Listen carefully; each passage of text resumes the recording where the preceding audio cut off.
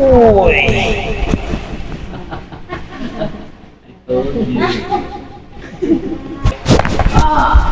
Mas marami yun.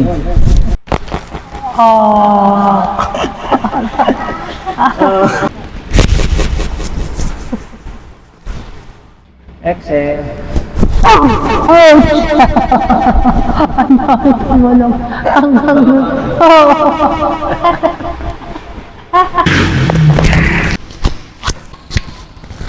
Sakit?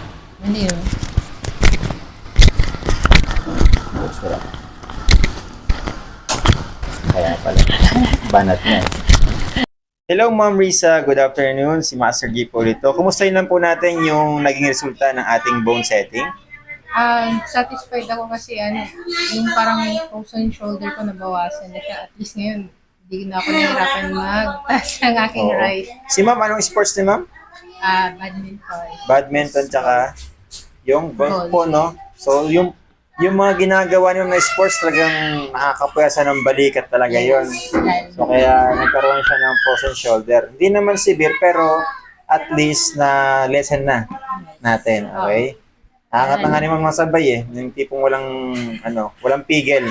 Kasi kanina, naangat na pero masakit. Masakit. Pilit yun. Oo, pilit yun. Na-stretch niya pero pilit. Ngayon, Ma'am, Diba? tsaka yung paghawak mo sa kibong, hindi na ganun pilit, no? Hindi. Ayan. Pero, yun nga. Ano na siya. Oo, naangat na siya ng, wala nang pipigilan. Ah. Ma'am, kumusta yung mga lagotok, Ma'am? Satisfied ako dun sa yung Sa hila sa leeg? Yun. Doon ako Hila sa feeling ko, leeg. tumangkad ako eh. Oo. So, napakagang sa pakandam, Ma'am. Yes.